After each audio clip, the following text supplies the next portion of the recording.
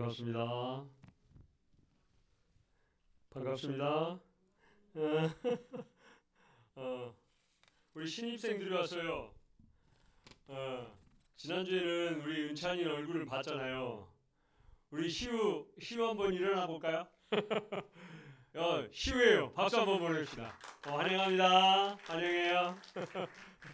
연우야 오랜만에 와서 반가워. 앉아주세요. 네, 앉아주세요. 네. 이런 거 하지 말라고 제일 쑥스러워하는 사람들에게 이런 거 하지 말라고 그랬는데 제가 이런 걸 하는 세대인가 봅니다. 미안해요. 반갑습니다.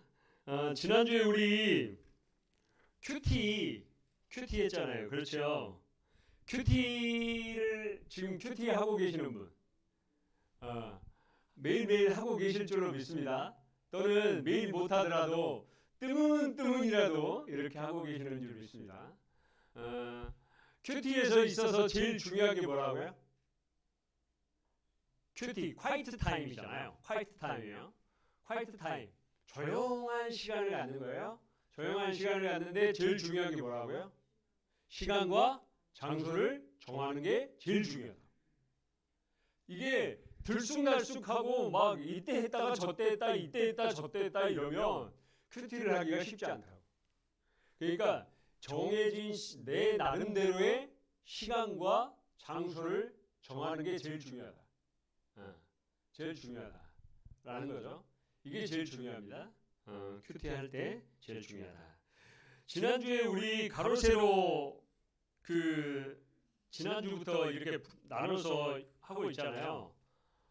잘 풀었어요? 가져왔죠? 지난주에 우리 지난주 주보 요즘 이제 올해도 계속 주보 우리가 모으고 있잖아요. 모으기 할 텐데 이제 주보를 모으면 이렇게 연말에 이게 시상도 하고 합니다. 그런데 이제 지난주에 주보에 가로세로 퀴즈를 나눠드렸어요. 열심히 다 풀으셨죠? 열심히 다 풀었을 거라고 믿습니다. 우리 3번 문제, 지난주 3번 문제 같은 경우에 가로 3번에 이런 문제가 있었어요. 아시아인으로 신실한 집사 바울의 친구. 그러면서 사도행전 20장 4절의 말씀. 지난주 주보 안 가져오셨죠? 다음 주에는 주보 가지고 오세요. 다음 주에 주보 가지고 오세요. 아시아인으로서 신실한 집사이면서 바울의 친구. 지금 뒤에 있거든요. 뒤에 주보 있어요. 뒤에 지난주 주보 있어요. 뒤에 지난주 주보 출력해 놓은 거 있습니다. 앉아보는 거 있죠. 네. 그 연우하고 시우하고 지금 은찬이도 안 가져온 것 같은데 지금 나만 쳐다보고 있는 것 같으니까 은찬이도 안 쳐다본 것 같아요. 은찬이도 안 가지고 온 것 같아요.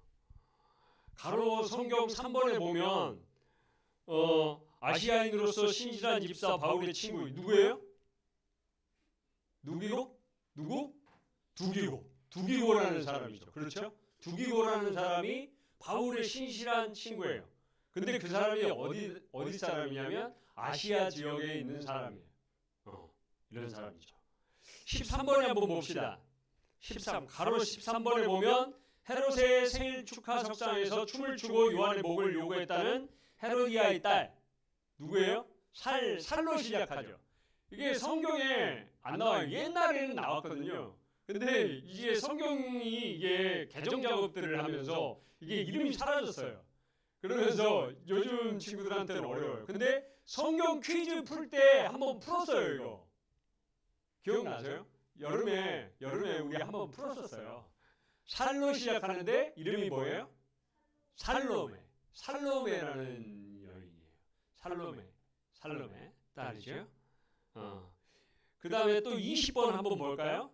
20번, 가로 20번.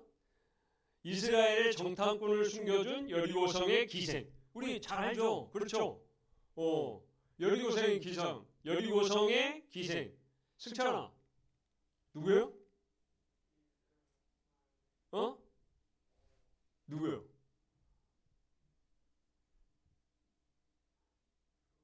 그러게요. 그러게요. 지우 누구죠? 네, 라헬이죠. 그렇죠? 라합이에요. 라헬이 아니고 라합이죠. 라헬은 저기죠. 아브라함의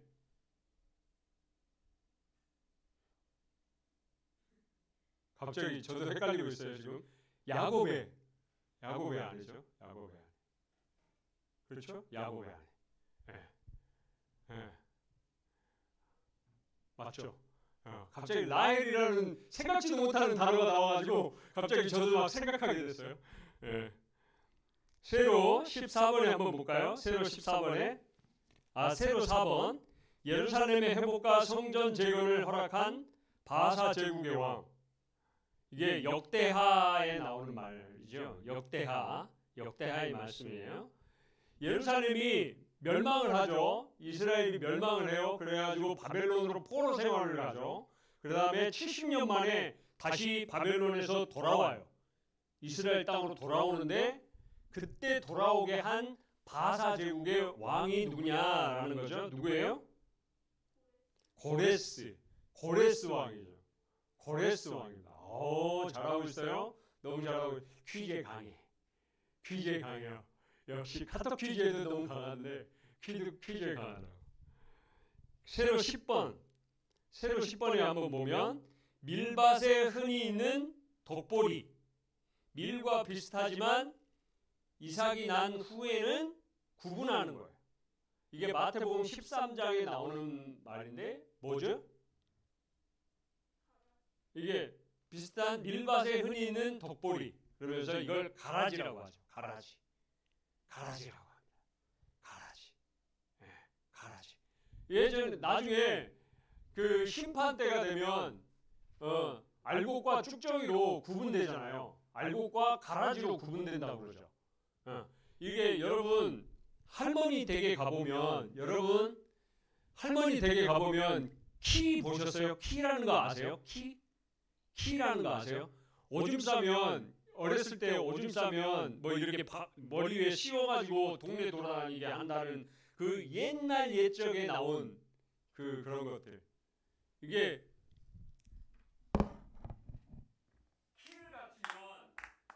키를 가지면 이렇게 알곡으로 이렇게 치면 바람에 가라지는 이렇게 싹 날려가요. 마지막 심판 때가 되면 알곡을 이렇게 치는 거죠. 알곡은 그대로 남기고 가라지는 싹 분리시키는 거죠. 알곡과 가라지를 분리시키는 거죠. 그러니까 참 믿음의 소유자인지 아닌지, 예수님을 잘 믿는 사람인지 아닌지를 구분하는 거죠.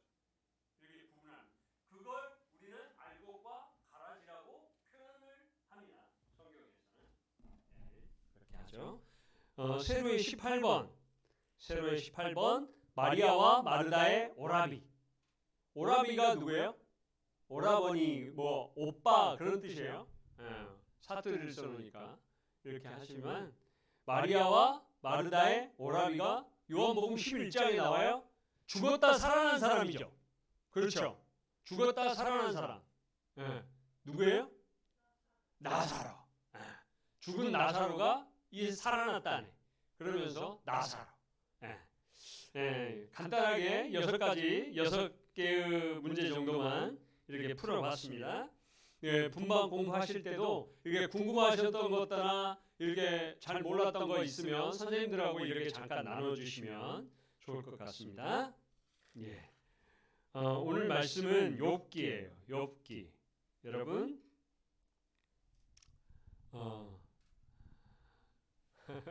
쉬우는 지난주에 들어보니까 들어볼만 해요. 아동부 설교하고는 많이 다르죠. 은찬아, 아동부 설교하고는 많이 다르죠. 저도 어색해요. 여러분만 어색한 게 아니라 저도 어색해요. 연우야, 연우가 왔는데 지우가 안 오니까 서운하지? 그렇지. 그래요. 열심히 우리 선생님들이 전화를 하고 계시거든요. 연락도 하고 만나고들 계시는데 우리 조금 더 우리 친구들이 마음문을 열고 좀 받아줬으면 좋겠다 그런 마음을 갖습니다. 여러분 혹시 이런 얘기 들어봤어요? 삶은 고난의 연속이다. 삶은 고난의 연속이다. 이런 말 들어보셨나요? 여러분들은 이 말을 어떻게 생각하세요? 맞다고 생각하세요? 삶은 고난의 연속이다. 고3의 입장에서는 어떻게 생각하세요? 지금이 당장 고난입니다. 그렇죠. 중학교 1학년이 올라가는 입장에서는 삶은 고난인 것 같아요? 아닌 것 같아요? 아직은 잘 모르겠어요. 아직은 잘 모르겠어요. 중학교에서 고등학교로 넘어가는 입장에서, 고등학생으로 넘어가는 입장에서 회계님, 삶은 고난의 연속이다. 어떻게 생각하세요? 어떻게 생각해요? 별로? 아직까지는 잘 모르겠어요. 사실 이게 피부로 확 올 때는 아닌 것 같아요. 그런데 사실 우리 생활 속에 있는 많은 것들이 힘들 때가 있잖아요. 해도 성과를 제대로 내지 못할 때라든가, 또는 내 마음과 뜻이 잘 안 맞는 관계가 이루어질 때, 친구들 관계라든가, 또는 부모님과의 관계에서도 그럴 수 있죠. 부모님과의 관계에서도 내가 원하고 바라는 것들이 있는데 자꾸 부모님은 다른 걸 요구하실 때도 있죠. 그리고 또 부모님이 요구하고 하시는 것이 있을 수도 있는데, 더 나을 수도 있는데, 자꾸 나는 내 고집을 피우고 싶을 때도 있어요. 이게 안 맞을 때. 그러면 자꾸 우리 안에 고통이 다가오죠. 그러다 보니까 이게 분노로 표출이 되고, 화로 표출이 되고, 결국에는 그게 뭐가 되는 거예요? 다툼이 일어나고 싸움이 되는 거죠. 그렇게 되는 거거든요. 결국에는 이 내 고통을 얼마나, 내 어려운 것들을 얼마나 내가 잘 슬기롭게 지혜롭게 이겨낼 수 있느냐, 그게 중요한 거거든요.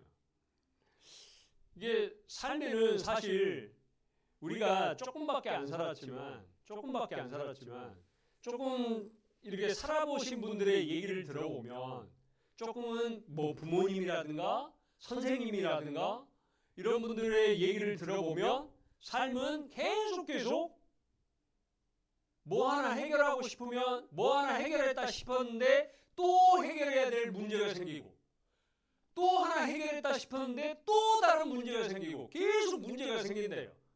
그 얘기즉슨 고난의 연속이라는 거죠. 고통의 연속이라는 거예요. 계속 고난이 다가와요.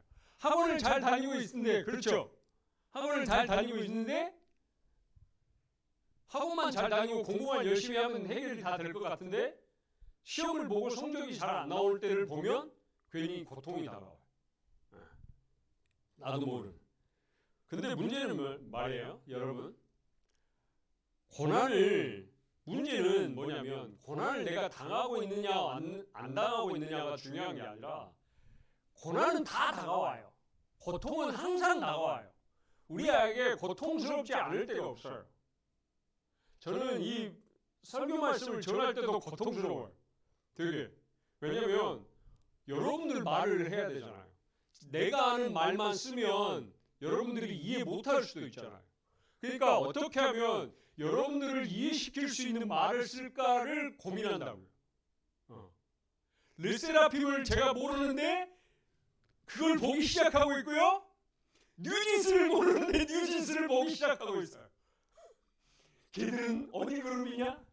걔들은 몇 명이니? 걔들은 도대체 어디에 속한 거니? 이걸 보기 시작하고 있어요. 그렇게 핫한 애들을 보기 시작하니까 제 눈이 지금 초롱초롱해지고 있죠. 야, 정말 뼈밖에 없더군요. 뼈밖에 없더군요. 와, 제 살을 다 주고 싶더라고요.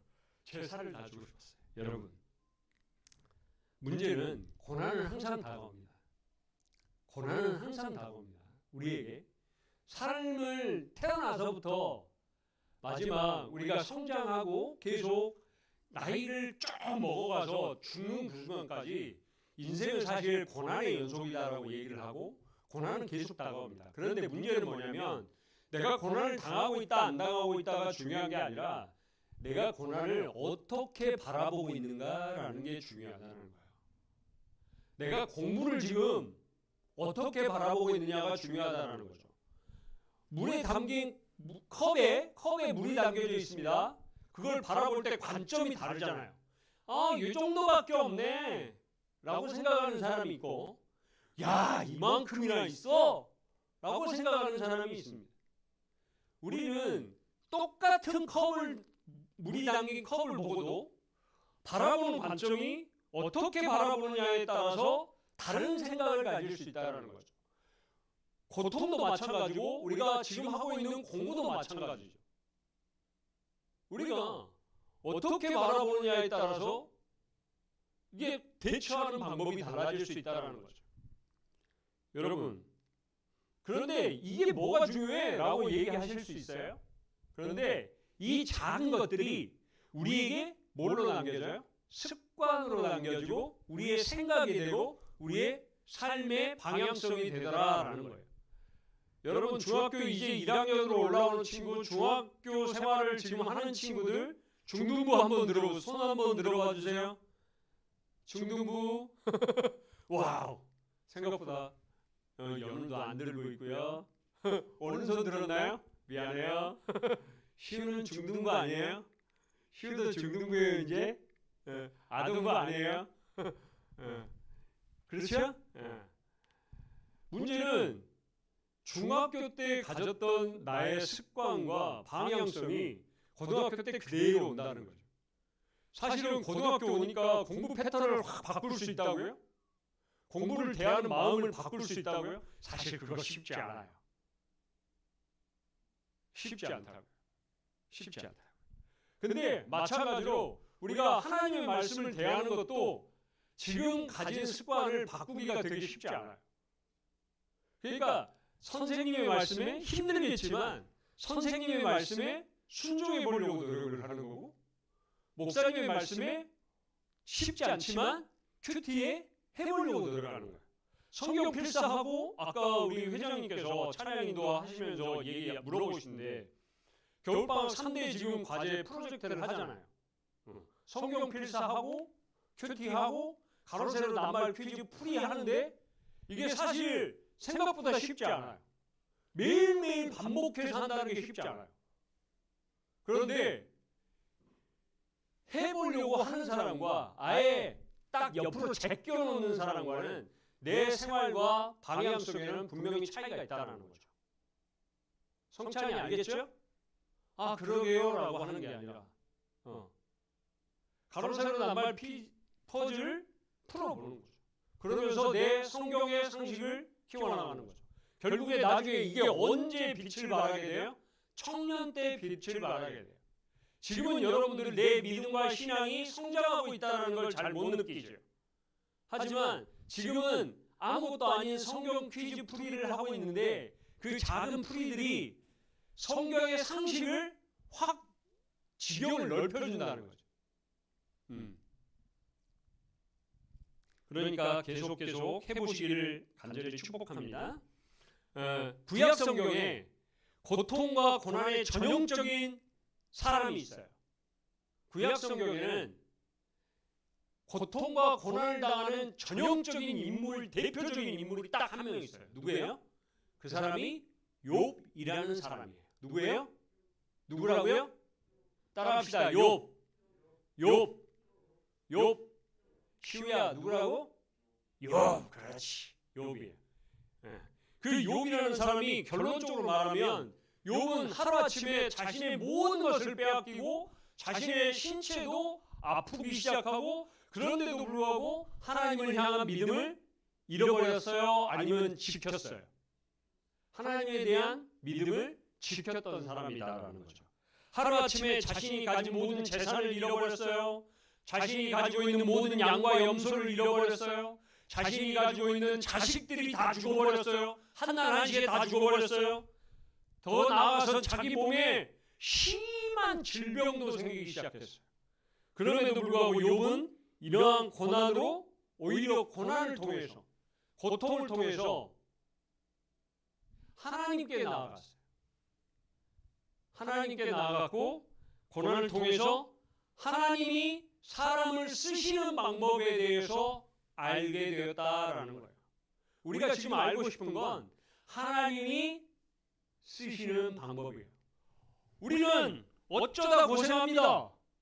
인생을 살아가다 보니까 와, 왜 나한테 이런 게 오지? 왜 나한테만? 아니 쥐는 안 그러잖아. 아니 왜 하나님 사랑의 하나님이시잖아요. 왜 나한테 이런 걸 이런 생각이 들 때가 있잖아요. 그럴 때마다 우리는 왜 나만 고생하지? 이런 생각을 합니다. 그런데 그게 바로 뭐라고요? 하나님이 사람을 쓰시는 방법이다. 따라합시다. 하나님이 사람을 쓰시는 방법. 하나님이 사람을 쓰시는 방법. 이게 하나님이 사람을 쓰시는 방법이에요. 이렇게 여러분들 다 있잖아요. 여러분들이 하나님을 믿는지 안 믿는지 어떻게 알아요? 하나님 입장에서 하나님이 여러분 속 사람을 다 보고 계셔요. 근데 구별되는지 여러분들이 믿음이 있는지 없는지를 지금 어떻게 알아요? 좋은 일이 생길 때는 잘 모르잖아요. 그런데 시험이 오고 고통이 오면 내가 어디로 달려가는지가 딱 나와요. 어른들을 보세요. 아빠 엄마를 한번 보세요. 우리 아빠 엄마를 한번 보세요. 힘들고 어려운 일이 있어요.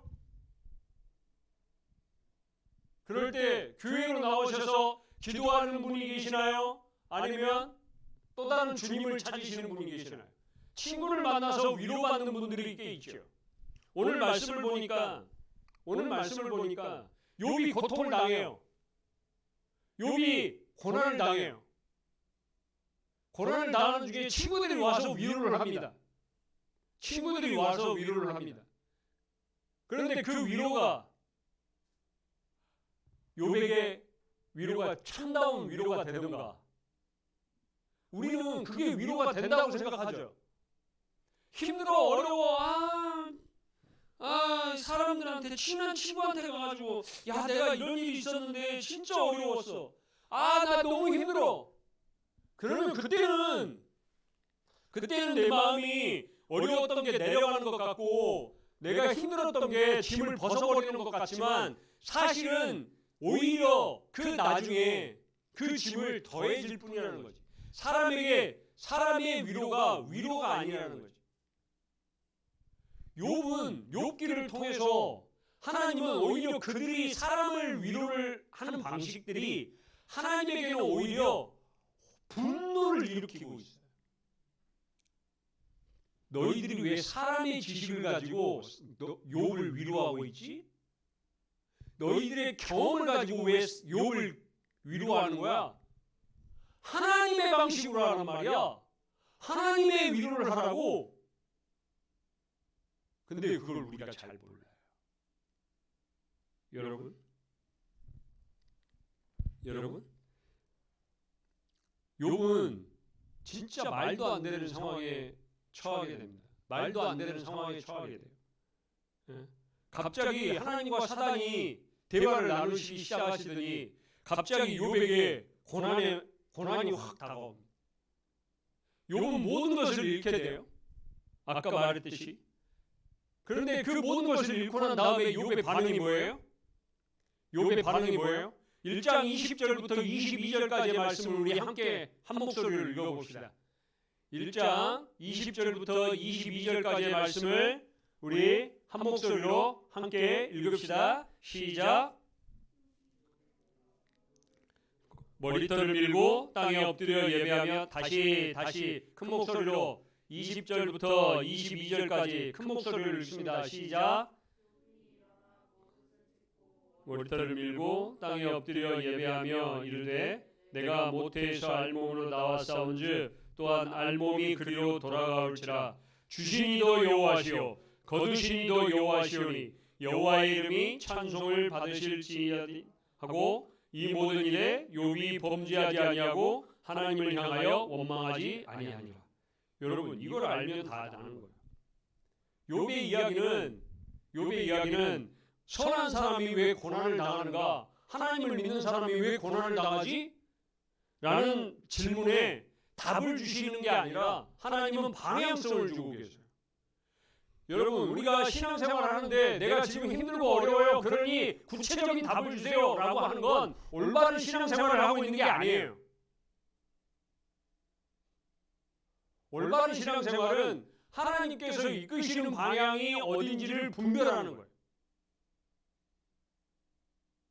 물론 때때로 우리가 너무 힘드니까 하나님께서 이렇게 정답을 딱 찍어서 주실 수도 있어요.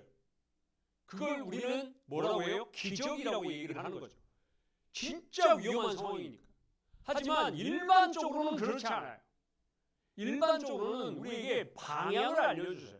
욥에게도 똑같이 방향을 알려주고 계시는 거예요. 그런데 그것을 파악하기가 너무 어려워요. 욥기는요, 우리가 지금 우리 공과책에 한 챕터에 이렇게 나와 있던데 사실은 욥기는 어마어마한 신학자들이 논문으로 막 수백 편을 내고 수천 편을 내고 있는 서신이 욥기서예요. 욥기 하나만 가지고도 일평생을 가지고 분석하시는 분도 계세요. 그럴 정도로 욥기가 정말 어려운 거예요. 그런데 욥기에서 핵심은 뭐냐면 방향성이라는 거예요.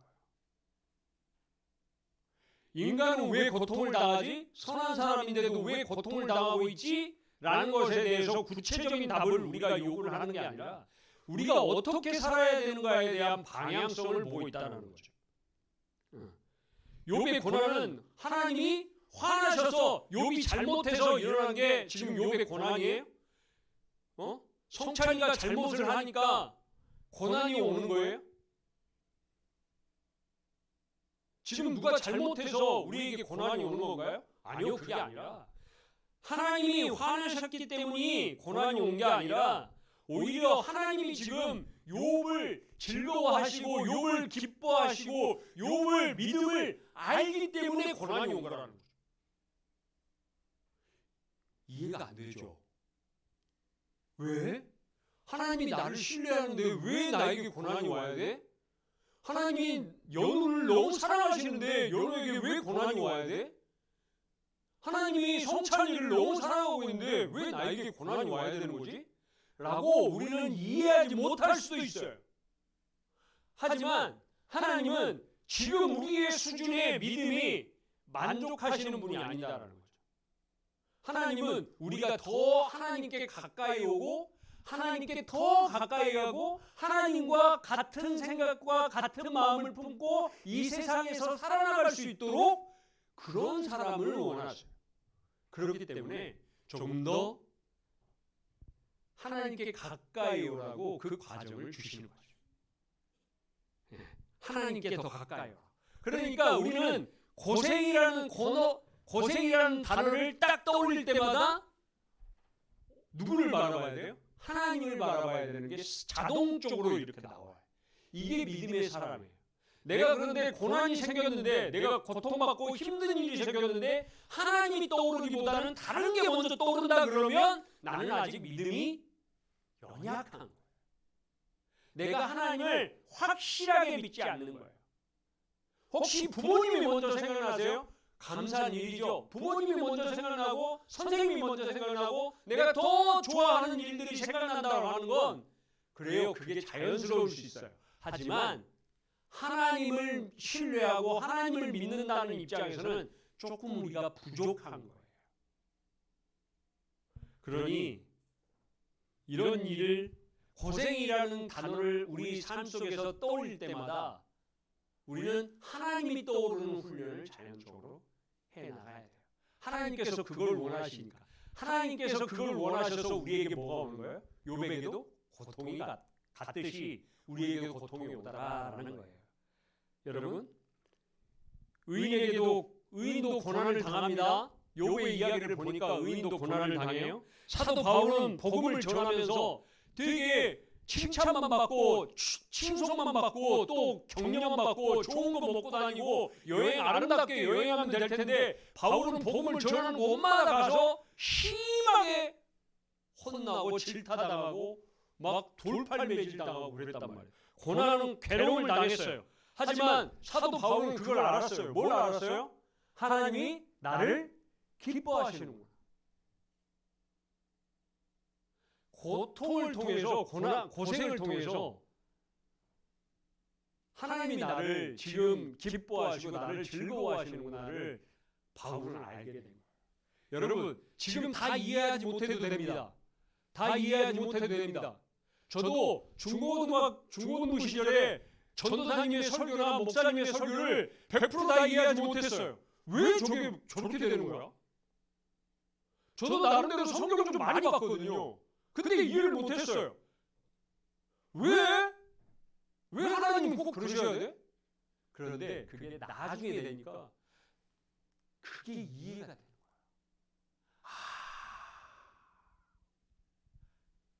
욥에게 고통을 주셨던 하나님이 나에게 고통을 주시는 것은 똑같이 욥처럼 하나님 바라보라고. 주신 이도 여호와시오, 취하신 이도 여호와시오, 가져가신 분도 여호와시니 오직 하나님만 영광을 받으실 분이십니다. 나를 통해서 내가 고통 중에 있을지라도, 내가 축복 가운데 있을지라도 나를 통해서 영광을 받으실 분은 오직 하나님이십니다. 이걸 고백하게 되는 게 진정한 신앙인의 방향성이라는 걸 나중에 아는 거예요. 여러분들도 그렇게 아는 지혜가 있기를 축복합니다. 그렇게 하나님을 알아가는 지혜가 있기를 축복합니다. 여러분 힘들고 어려운 일이 닥칠 때마다 하나님이 주시는 가장 큰 선물은 하나님 자신임을 좀 알았으면 좋겠어요. 하나님이 여러분들에게 좋은 성적을 주실 수 있어요. 하나님이 여러분들에게 갑자기 높은 IQ를 주실 수도 있습니다. 좋은 대학을 원하는 자들에게 좋은 대학을 갈 수 있도록 허락하실 수도 있는 게 충분하신 하나님이십니다. 그러나 그것으로 오히려 그에게 독이 될 수 있다는 것도 하나님은 분명히 알고 계십니다. 좋은 성적을 갑작스럽게 받는 것이 오히려 인간인 나에게 자만심과 교만심과 그리고 우쭐됨과 남에게 나서기 좋아함과 이런 것들을 갖게 된다면 오히려 그것이 독이 된다는 것을 하나님은 명확하게 알고 계세요. 그렇기 때문에 그런 것들, 사람이 움직여서 변화될 수 있는 것들을 선물로 주시기보다는 가장 큰 좋은 선물이 누구라고요? 하나님 자신을 주는 거야. 내가 너와 함께하고 있단다. 네가 지금 힘들고 어려운 과정 중에서도 내가 너와 함께하고 있단다. 이것을 우리가 믿음의 눈으로 보실 수 있게 되기를 축복합니다. 아까 일부 예배 시간에 기도하시는 집사님께서 이런 기도를 하시더라고요. 엘리사의 종 게하시가 보지 못하고 있다가 하나님의 성령이 축복하여 주심으로 말미암아 전 산에 둘러싼 불병거와 불칼을 보게 하셨다는 기도를 하시더라고요. 여러분들 눈에는 지금 보이지 않는 것들이 여러분들이 하나님과 동행하심으로 보게 되는 은혜가 있게 되시기를 간절히 축복합니다. 진짜예요. 지금 내 눈에 보이지 않는 것들이 이 세상에 가득 차 있습니다. 우리는 지금 학원에서 문제만 풀고 공부만 열심히 하면 모든 것들이 다 해결될 거라고 생각하고 살아가고 여기에 매진하고 있지만 사실은 눈에 보이지 않는 것들이 무궁무진하고 우리가 알지 못하는 세계가 무궁무진합니다. 그 모든 것들을 여러분들에게 관심이 갖고 있는 것, 그리고 여러분들이 계획하고 있는 모든 것들이 하나님의 계획 안에서 하나님께서 움직이시는 섭리 가운데서 그런 것들을 바라보게 하고 여러분들의 눈이 떠서 그런 것들이 여러분들의 비전이 되시기를 축복합니다. 욥에게도 그것이 비전이 되었어요. 고통을 다가왔지만 그걸 고통으로 받아들이는 게 아니라 그 속에서 하나님을 발견했다는 거죠. 나와 함께 하시는 하나님, 내 안에서 역사하시는 하나님, 그리고 내 삶을 이끌어가시는 하나님, 그걸 욥이 고난 중에, 고통 중에, 힘든 중에 발견했다는 거예요. 인생은 힘듦의 연속입니다. 고난의 연속이에요. 아직 우리가 잘 깨닫지 못할지라도 사실 살아가다 보면 힘들고 어렵고 짜증나고 불쾌한 것들의 연속입니다. 그러나 그 상황 속에서 그냥 단지 왜 나한테 짜증내고 분노내고 그냥 화내고 누군가에게 원망하기보다는 그 순간에 하나님 앞에 엎드리고 하나님을 찾는 여러분들이 되시길 바랍니다. 그리고 하나님의 섭리로 내가 어떤 방향으로 나가야 되는지를 깨달아는 우리 중고등부 친구들 모두가 되시기를 축복합니다. 함께 기도하겠습니다. 하나님, 때로는 나와 생각이 다르고 이해할 수 없는 상황에 있다 할지라도 하나님께서는 우리를 떠나지도 않으시고 버리지도 않으시는 하나님이신 줄을 믿습니다. 올해 하나님 온전히 하나님께 소망을 두는 2023년도가 될 수 있도록 축복하여 주옵소서. 수련회를 앞에 두고 아버지 하나님 일정을 정하고 장소를 지금 확정하고자 노력을 하고 있습니다. 아버지 하나님 기도 중에 여러 곳을 확인하고 있습니다. 아버지 하나님, 하나님께서 인도하셔서 정말 우리 친구들이 마음껏 뛰어놀고 마음껏 찬양하고 마음껏 경배하며 마음껏 설교 들을 수 있는 그런 장소를 허락하여 주시옵소서. 하나님, 우리가 더욱더 올 한 해 하나님께 마음을 두고 하나님께 집중하는 한 해가 되기를 간절히 소망합니다. 주님 함께하여 주옵소서. 우리 중학교 1학년 치유와 은치한 일을 축복하여 주시고 새로운 환경에 잘 적응할 수 있도록 아버지 하나님, 우리 서로 도와갈 수 있도록 은혜 허락하여 주옵소서.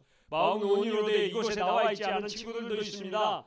아버지 하나님, 우리 선생님들의 전화에 마음을 열게 하여 주옵소서. 우리 친구들의 전화에 마음을 열게 하여 주셔서 우리 함께 예배드리고 찬양드리며 기뻐하는 우리 친구들 많아질 수 있도록 은총 허락하여 주옵소서. 감사드리며 이제는 우리 구주 예수 그리스도의 은혜와 아버지 하나님의 무한하신 사랑하심과 성령님의 감동감화 역사 충만하심이 고난을 통해 하나님을 바라보고 하나님의 방식을 깨닫기를 간절히 소망하는 우리 친구들 머리 위에 이제로부터 영원까지 함께 하시기를 간절히 축원하옵나이다. 아멘.